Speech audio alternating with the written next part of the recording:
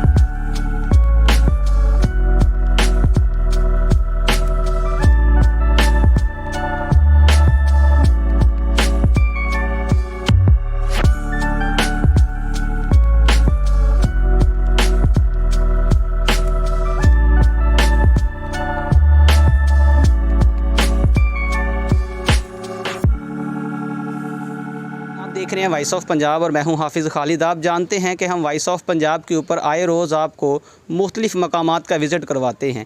इसी हवाले से आज हम आए हैं डिस्ट्रिक्ट साहिवाल की, यह तहसील चीचावतनी है और तहसील चीचावतनी के साथ छोटा सा कस्बा कस्सोवाल। ये है 1314L। 1314L ये जो गांव है तकरीबन बहुत बड़ा है, ये इस इलाके का सबसे बड़ा गांव है। और जिस जगह पे हम खड़े हैं, ये जो आपने बिल्डिंग मेरी इस वीडियो से पहले आपने देख ली है, इसका हमने पूरा व्यू दिया। इस वक्त यहाँ के जो बासी हैं, इस जो माड़ी के अंदर रहने वाले हैं, उनसे हमारी मुलाकात हुई है। उनसे जानेंगे कि यहाँ रह रहे हैं, इनका इसका माड़ी के हवाले से क्या मौक़िफ़ है, और हम इनसे ये भी जानेंगे कि इसकी तारीख़ क्या है और इसको माड़ी क्यों कहा जाता है। अस्सलाम वालेकुम भाईजान। वालेकुम अस्सलाम। भाईजान की नाम तुहाडा? वसीम अब्बास। वसीम साहब, ਅਸੀਂ ਤੁਹਾਡਾ ਪੂਰਾ ਪਿੰਡ ਵਿਜ਼ਿਟ ਕੀਤਾ ਹੈ 1314L। ਅਸੀਂ ਜਦੋਂ ਉੱਥੇ ਪਹੁੰਚੇ ਸਾਨੂੰ ਪਤਾ ਲੱਗਿਆ ਕਿ ਇਸ ਪਿੰਡ ਦਾ ਨਾਮ 13 ਮਾੜੀ ਆ ਔਰ 13 ਮਾੜੀ ਦੀ ਅਸਲ ਰੀਜ਼ਨ ਇਹ ਬਿਲਡਿੰਗ ਹੈ ਜਿਹੜੀ ਸਿੱਖਾਂ ਦੇ ਦੌਰ ਦੀ ਹੈ। ਤੁਸੀਂ ਇਸ ਬਿਲਡਿੰਗ ਦੇ ਬਾਰੇ ਕੀ ਜਾਣਦੇ ਹੋ? ਬਿਲਡਿੰਗ ਦੇ ਬਾਰੇ ਜਾਣਦੇ ਹਾਂ ਤੇ ਇਹ ਰਣਜੀਤ ਸਿੰਘ ਦਾ ਮਾਲਕ ਸੀ।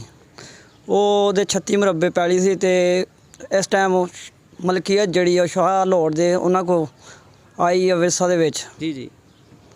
ਤੇ ਤਕਰੀਬਨ ਅਸੀਂ ਇੱਥੋਂ 10 ਸਾਲ ਹੋ ਗਏ ਇੱਥੇ ਰਿਹਾਇਸ਼ ਪਜ਼ੀਰ ਹਾਂ। ਜਿਹੜੇ ਪਹਿਲਾਂ ਅਸੀਂ ਰਹਿ ਕੇ ਲੈ ਗਏ ਉਹ 60 ਸਾਲ ਇੱਥੇ ਰਹਿ ਕੇ ਗਏ ਆ। ਯਾਨੀ ਕਿ ਤੁਹਾਡੇ ਤੋਂ ਪਹਿਲਾਂ ਜਿਹੜੇ ਲੋਕ ਇੱਥੇ ਰਿਹਾਇਸ਼ ਪਜ਼ੀਰ ਸੀ ਉਹ 60 ਸਾਲ ਇਸ ਬਿਲਡਿੰਗ 'ਚ ਰਹੇ ਨੇ। ਹਾਂਜੀ। ਇਹ ਬਿਲਡਿੰਗ ਦੇ ਇੱਕ ਅੰਦਾਜ਼ੇ ਦੇ ਮੁਤਾਬਕ ਕਿੰਨੇ ਕਮਰੇ ਨੇ? ਤਕਰੀਬਨ ਇਹਦੇ ਵਿੱਚ 15 ਕਮਰੇ ਹੈਗੇ ਨੇ। ਮੁਹਤਰਮ, ਤੁਹਾਡੇ ਇਸਤੇਮਾਲ 'ਚ ਸਾਰੇ ਕਮਰੇ ਹੀ ਨੇ? ਨਹੀਂ, ਬਸ 2 ਕਮਰੇ ਨੇ, ਬਕਾਇਆ ਸਭ ਵਿਹਲੇ ਨੇ, ਫਾਰਗ ਨੇ। ਤੇ ਤੁਸੀਂ ਇਹਦੀ ਜਿਹੜੇ ਨਾ ਤਮੀਰ ਵਾਸਤੇ ਜਾਂ ਇਹਨੂੰ ਮਜ਼ੀਦ ਬਿਹਤਰ ਕਰਨ ਵਾਸਤੇ ਕੋਈ ਕਦਮ ਨਹੀਂ ਚੁੱਕਿਆ? ਇਹਦੀ ਹਾਲਤ ਬੜੀ ਖਸਤਾ ਹੋ ਚੁੱਕੀ ਹੈ। ਬਈ ਜਾਨੇ ਦੇ ਮਾਲਕਾਂ ਨੇ ਕਰਨਾ, ਅਸੀਂ ਤੇ ਹੁਣ ਕਿਰਾਏਦਾਰ ਹਾਂ। ਅੱਛਾ। ਤੇ ਇਸ ਲਈ ਮਾਲਕ ਨਹੀਂ ਕਰਦੇ, ਜਿਹਦੀ ਵਜ੍ਹਾ ਨਾਲ ਇਹਨਾਂ ਦੇ ਇਦਾਂ ਹੋ ਰਹੀ ਹੈ। ਜਿਹੜੀ ਇਹਦੀ ਕੰਡੀਸ਼ਨ ਆ ਪਾਕਿਸਤਾਨ ਔਰ ਇੰਡੀਆ ਦੀ ਪਾਰਟੀਸ਼ਨ ਤੋਂ ਪਹਿਲਾਂ ਦੀ ਬਣੀ ਹੋਈ ਹੈ ਬਿਲਡਿੰਗ ਹੈ, ਇਹਨੂੰ ਮਾੜੀ ਕਿਉਂ ਕਿਹਾ ਜਾਂਦਾ? ਇਹਦੀ ਕੀ ਵਜ੍ਹਾ ਵਾ? ਇਹ ਮਾੜੀ ਪਹਿਲਾਂ ਲੋਕ ਮਹਿਲ ਤਮਹਾੜੀਆਂ ਕਹਿੰਦੇ ਹੁੰਦੇ ਸੀ, ਜਦੋਂ ਪਾਕਿਸਤਾਨ ਬਣਨ ਤੋਂ ਪਹਿਲਾਂ ਦੀ ਗੱਲ ਹੈ। ਜਦੋਂ ਇੰਡੀਆ ਦੇ ਲੋਕ ਇੱਧਰ ਰਹਿੰਦੇ ਸੀ, ਜੀ ਜੀ, ਸਿੱਖ ਦੋ ਰਹਿੰਦੇ ਸੀ ਨਾ, ਉਦੋਂ ਇਹਨਾਂ ਨੂੰ ਮਹੱਲ ਤਮਹਾੜੀਆਂ ਕਹਿੰਦੇ ਸੀ, ਇਸ ਲਈ ਇਹਨੂੰ ਮਾੜੀ ਕਹੀ ਜਾਂਦਾ। ਤੇ ਇਹਦੀ ਇੰਨੀ ਹਾਈਟ ਦੀ ਵਜ੍ਹਾ ਕੀ ਹੈ? ਅਸੀਂ ਦੇਖਿਆ ਕਿ ਤੇ ਚੜ੍ਹ ਕੇ ਪੂਰਾ ਗਾਉਂ ਨਜ਼ਰ ਆ ਰਿਹਾ। ਸਾਡੇ ਨਾਜ਼ਰੀਨ ਆਪਣੀ ਸਕਰੀਨ ਤੇ ਵੀ ਦੇਖ ਰਹੇ ਨੇ ਕਿ ਪੂਰੇ ਗਾਉਂ ਤੋਂ ਤਕਰੀਬਨ ਹਾਈਟ ਤੇ ਬਿਲਡਿੰਗ ਹਜੇ ਵੀ ਆ, ਜਦਕਿ ਪਿੰਡ ਉੱਚਾ ਹੋ ਗਿਆ ਤੇ ਇਹਦਾ ਕੁਛ ਹਿੱਸਾ ਜਿਹੜਾ ਨਾ ਉਹ ਜ਼ਮੀਨਦੋਜ਼ ਹੋ ਗਿਆ। ਇਹ ਬਾਈ ਜਾਨ ਇਹਦਾ ਬੇਟਾ ਸੀ ਇੱਕ ਰਣਜੀਤ ਸਿੰਘ ਬਿਰਦਾ, ਉਹ ਪੜ੍ਹਦਾ ਸੀ 414L ਦੇ ਵਿੱਚ। ਇਸ ਲਈ ਉਹਨੂੰ ਦੇਖਣ ਵਾਸਤੇ ਇਹਨੇ ਇੰਨੀ ਉੱਚੀ ਬਣਾਈ ਬਿਲਡਿੰਗ ਕਿ ਮੈਨੂੰ ਨਜ਼ਰ ਆਉਂਦਾ ਰਹੇ ਕਿ ਮੇਰਾ ਬੇਟਾ ਕੀ ਕਰ ਰਿਹਾ, ਇਸ ਲਈ ਉੱਚੀ ਆ। ਮੁਹਤਰਮ, 414L ਤਾਂ ਤਕਰੀਬਨ ਤੋਂ 5 ਕਿਲੋਮੀਟਰ ਦੇ ਫਾਸਲੇ ਤੇ ਆ। ਕਿ 5 ਕਿਲੋਮੀਟਰ ਇੱਥੇ ਨਜ਼ਰ ਆਉਂਦਾ ਸੀ ਇਹ ਗਾਉਂ? ਬਿਲਕੁਲ ਆਉਂਦਾ ਸੀ। ਤੇ ਇੱਥੇ ਹੋਰ ਵਿਜ਼ਟਰ ਵੀ ਆਉਂਦੇ ਇਹਨੂੰ ਵੇਖਣ ਵਾਸਤੇ? ਬਹੁਤ ਜ਼ਿਆਦਾ ਆਉਂਦੇ ਨੇ ਇੱਥੇ। ਤਾਂ ਹਾਲਾਂਕਿ 3-4 ਦਿਨ ਹੋ ਗਏ, ਸਿੱਖ ਵੀ ਆਏ ਸੀ, ਉਹ ਵੀ ਇੱਥੇ ਵਿਜ਼ਿਟ ਕਰਕੇ ਗਏ ਨੇ। ਉਹਨਾਂ ਨੂੰ ਮੇਰੇ ਦਾदा अबू ने यानी कि इंटरव्यू दिता सी। जी जी जी। नाजरीन, ये हमारे साथ मौजूद हैं वसीम अब्बास साहब, यहाँ के बासी हैं। ये है 1314L कस्सोवाल। ये जो बिल्डिंग हमने आपको जिसका रिव्यू दिया, जो दिखाई है, ये बिल्डिंग जो है ना पाकिस्तान और इंडिया की पार्टीशन से पहले की है। हम एक अंदाजे के मुताबिक कह सकते हैं कि ये बिल्डिंग तकरीबन 150 साल पुरानी है, लेकिन इसकी जो है ना वो देखभाल ना करने की वजह से ये इस वक्त खस्ता हालत के अंदर है। लेकिन अभी भी ये खूबसूरती इसकी जो है ना वो अपनी मिसाल आप है।